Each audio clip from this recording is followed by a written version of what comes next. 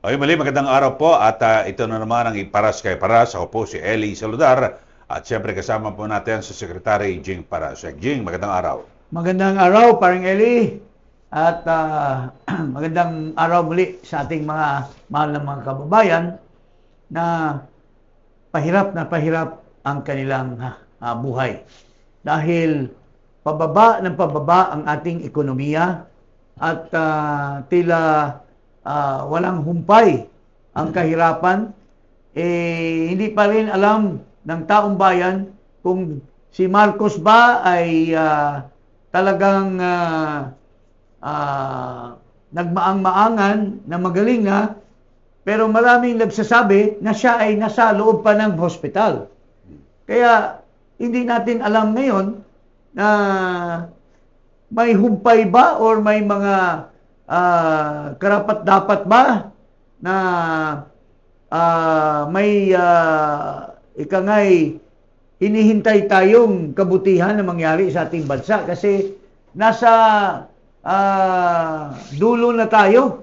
Malapit na tayo mahulog sa bangin, mga kababayan. So, hanggang ngayon, china-challenge nga natin, hinahikayat natin si Marcos, base sa ating saligang batas, na magbigay siya ng bulletin or ano ba yan? Medical bulletin. Medical bulletin. Ano ba yan sa Tagalog? Parang patibay na siya ay still in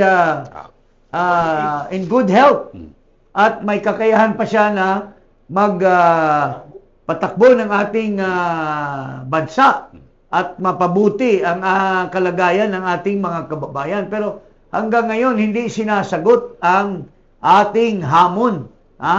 So, may narinig na naman tayo na balita, little bird whispered into our ears that until now, Marcos is still confined with the St. Luke's in Quezon City, sa Rodriguez Avenue. So, how true is this? Kasi yung mga parating sa atin ng mga information ay patuloy ng patuloy. Contrary to dito sa mga sinasabi na kasinungalingan ng kanyang mga alipores dyan sa Malacanang na pinoportray or pinapakita pangloloko sa taong bayan na siya ay buhay na buhay at nag-aatende ng mga meetings at nakipagdaldalan pa dito sa Lucaret na pseudo spokesperson dyan sa Malacanang. Ipakita natin po. Pero dito ba Eli, kasi yung mga ganyang espekulasyon na kung saan bagamat nagpalabas na may mga video footage pa at photo itong si Pangulong Marcos Jr. yung Malacanang, pero paano ba mapipigilan? Kasi ang binabanggit mo, ayaw tumigil yung mga pumapasok sa iyo ng mga impormasyon na di umano ay nasa pagamutan pa ang Pangulo. Pero di ba merong mandato sa isang Pangulo na kapag may mga ganyan, siguro bukod sa matapos yung mga espekulasyon, merong mandato na ipaalam sa publiko yung tunay na kalagayan ng Pangulo? Okay, totoo yan. At ipakita natin doon sa ating saligang batas on the sa Executive Department. May nakalagay sa Section 12 ng isang obligasyon ng ating Pangulo or sa kanyang opisina under the Executive Department na ipapakita ang state of health ng ating Pangulo. Ito, pakita natin yung... Basahin natin yung... ito. Ikaw, basahin mo, Paring Eli. Okay, Section 12. In case of a serious illness of the President, the public shall be informed of the state of his health. The members of the Cabinet in charge of national security and the foreign relations and the Chief of Staff of the Armed Forces of the Philippines shall not be denied access to the President during such illness. Okay. So, ito, maliwanag sa ating saligang batas. Maliwanag. Pero wala tayong naririnig. Wala tayong naririnig kay Secretary Anyo. Wala tayong naririnig kay Secretary Tess Lazaro. Lalo na wala tayong naririnig kay General Browner Hmm. bilang Chief of Staff na sila ay sumugod sa Malacanang at nagpa-picture sila kay Presidente Marcos mismo at nagkakausap sila mismo at pwede na nila ngayong tuparin yung kanilang mandato sa Saligang Batas under Section 12. Walang ganun. Ang pinapakita itong mga kaduda-duda na mga kunyari ay ang ating Pangulo, sinasabi ng karamihan, bangag na Pangulo daw. Ito yung mga pinapalabas na mga report dyan sa Malacanang. Ito. Pero Sec Jing, nakalagay doon sa Section 12, serious illness, baka kasi ang ginagawa ng mga opisyal na Malacanang, hindi naman seryoso ang sakit ng Pangulo, kaya hindi daw mandatory. Yeah, but there are examine. persistent rumor Mhm. that hindi totoo yung itong mga pinapakita nila. Kasi kasalukuyan, I just got a message from someone that the president is still confined in the hospital. So how do you reconcile these allegations versus the fact na hindi serious? Kung ilang araw ka na nasa hospital, that means serious. Tapos yung ano ba yung pinapalabas nilang sakit? Diverticulitis. Diverticulitis. Under the American medical system, diverticulitis can either be mild or serious. But for you to be confined, sinasabi doon sa definition, for you to be confined in a hospital, if you're suffering from diverticulitis, it must be a serious illness. So, pasok na pasok doon sa probisyon ng Saligang Batas na may obligasyon ang Pangulo o kung sino man ang nakalagay doon sa Constitution, the Secretary in charge of Security, which is si Secretary Anyo yan, National Security Advisor, yung in charge sa Department of Foreign Affairs kasi Foreign Relations ang sinabi ng ating Saligang Batas, o yun ang Secretary of the Department of Foreign Affairs at yung Chief of Staff of the Armed Forces. Bakit kaya itong tatlong opisyal ng mga miyembro ng cabinet ay specifically sinasabi ng ating Saligang Batas? Pero siguro, Sec Jing, maganda yung tatlo, magsalita sila na sabihin nila na hindi maayos ang kalagayan ng Pangulo. Para Kaya nga, malaman di ba, natin. sinasabi ko Sila nga, mismo magsabi. sila mismo, at may picture sila. O nando sila. Nandoon sila na kausap nila ang Pangulo. Or kung nasa hospital ba, nandyan sila sa gilid. Or kung sinasabi naman itong sinungaling na lukaret dyan sa Malacanang na buhay daw ang Pangulo, may mga meetings pa, bakit hindi nila tinupad yung Saligang Batas? Bakit wala siyang picture kay Browner? At wala ginawa si Browner na gawin yung kanyang obligasyon under the Constitution. Bakit walang picture si Anyo kay Marcos? Bakit walang picture si Secretary Lazaro? Bakit ngayon minention itong mga opisyal na ito? Wow! Una, security. Talagang kailangan na malaman natin kung buhay pa ang Pangulo or ano ng kalagayan niya kasi the security of our country is very important, paring Eli. Pwede tayong atakehin ng mga kalaban, pwede tayong magkaroon ng revolt in internal conflicts. So, kailangan ng Pangulo diyan. Kung indisposed siya, paano gagalaw ang ating bansa in terms of security? Ito naman sa foreign relations, mayroon tayong kasalukuyang leadership sa ASEAN. Nagkaroon ng ASEAN Ministers Meeting in Cebu. Pwede ba yung i-replace ang ating Pangulo ng kanyang may bahay na yun ang atin? She's not even an official. She cannot represent the President. Pero siya ang nandoon. Base sa mga report doon sa Cebu nung nandoon kami at pinaglapastangan ng karapatan ng ating mga kababayan ng mga pulis doon sa Cebu.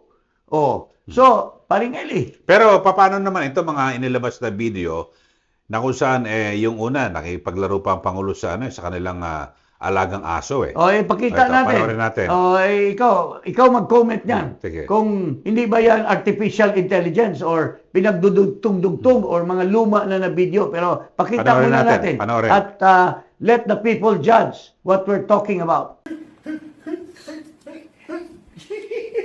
Sir, anong name ng dog? Pangalan, ang gulo mo. Ang pangalan nito si Oreo. Bakit Oreo, sir? Kasi nung tuta pa ito, bilog na bilog itong itim doon sa mata niya. So, nung nag-iisip yung mga anak ko kung ano yung gagawin pangalan, sinabi mo kang may Oreo sa mata niya, kaya Oreo ang naging pangalan. Ay, naku. Anyway, sir, nandito na ako. Gusto ko na rin po ang kamustahin. Kamusta na po kayo ngayon? Okay na. Ang giling ng mga doktor ko. Binigyan lang ako ng mga gamot. At saka patuloy pa rin yung aking antibiotics. Pero okay na ako. In fact, nakapag-EDC meeting na kami nung Lunes with most of the cabinet. So, I'm back in, pero medyo nagtatampo sa akin yung mga doktor ko. Kasi sinasabi nila, wag muna. Sabi ko, hindi ko naman pwede pagantayin lahat ng mga nangyayari. So, tinuloy ko na lang. And tomorrow, I have some meetings in the office. And tuloy-tuloy na. Pero sir, nabanggit sa akin ni Sec Dave, meron daw kayo na paniginipan. No. Parang may namimiss yata kayong food. Dahil, ang ano pala rito, kailangan for a few days, hindi ko pwedeng kumain ng solid food para matanggalan ng stress yung bituka mo. So, puro sabaw lang ako. So, bakit unang-una, wala namang obligasyon ang lukaret na yan. Yun ang unang magipag-usap. The Constitution is very clear. It is the Cabinet in charge of security, the Cabinet in charge of foreign relations, and the Chief of Staff of the Armed Forces. Kung gustong patunayan ni Marcos, dapat nakabatay sa saligang batas na siya ay back in shape. Pero dito, parang sinasabi ng karamihan na artificial intelligence. Pare, ikaw, anong opinion mo, paring Eli? Doon. Hindi ko malaman kasi hindi ako eksperto. Pero Ikaw, base rin sa mga obserbasyon, yung hindi magkalebel yung boses ng Pangulo at ni Jose Castro. Oo, at saka, bakit parang pinagdugtong yung yung sinasabi or video ni Castro doon sa parang luma na separate the video ni Marcos mismo. Eto, meron pang second video para ito. pagdugtungin na natin. Okay, ito. Hello po, para... Hindi to AI. Hindi to Wow, AI. namayo talaga ako. Oh, ako sir, hindi. Kasi galing ako ikaw sa... hindi. Namayat ako dahil nga puro sabaw for 3 days. sir. For 3 days. Pero saka sir, Kaya naginip na nga ako ng steak. perfect. Pero sir, galing kasi kami sa Pasig River Esplanade. Oo. Kaya sabi ko, naku, pupunta ako kay Pangulo, amoy yata ako barbecue. Saka mga fishballs, ang dami po. Ang dami po nating kababayan na namasyan ngayon. Kasi Maganda. kahapon yung ribbon cutting Ribbon ni cutting. FL. Oo, oo, So, ayan oo. po. So, hindi po to Yan AI. yung talagang tinututukan niya. Opo. Oo. So, okay na po, sir. Thank you sige, po. Thank you sige. po. At Salamat, napagbigyan nyo ang aking request na makasama kayo ngayon. Thank you po. Sige. Okay. So, paring Eli, anong masasabi mo? Mukhang kaduda-duda yung video na yan Kasi sa report na yon ay nasa hospital pa ang ating Pangulo. Pero ako naman, para matigil na Hmm. yung mga pagdududa, siguro pinakamainam, live broadcast ng Pangulo. Live Tapos broadcast. Kasama yung tatlong nasa tabi niya. requirement. Siguro, yun lang para Si matigil Anyo, yan. si Tess Lazaro, at saka si Bronner. Para Because matigil these na yan. are the Kaya- people mandated by Oh. the Constitution to check on the state of health of the President. Pero hanggang ngayon, ang tagal na clamor ng taong bayan na ipakita yung katotohanan sa state of health ni Marcos ay hindi pa rin tinutupad ang mandato sa saligang batas. Mga kababayan. Kasi pinakamainam niya para patayin yung mga iba't ibang mga pagdududa. Yun na, binabanggit mo kasi nasa saligang batas sa mayan sa Jing, no? Tapos ay kasi ang ang sabi ng Malacanang, nasa loob lang muna ng palasyo yung kanyang mga activities at wala pa siya sa labas.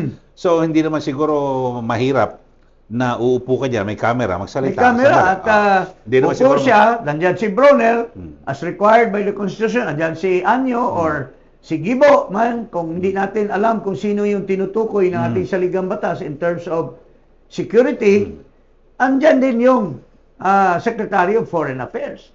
Katabi. At pero ito, pinapakita yung mga useless na mga kausap. Na wala man lang sa saligang batas. Ito, may picture na naman siya na kunyari, nakausap daw niya yung economic team. O ito, pakita natin.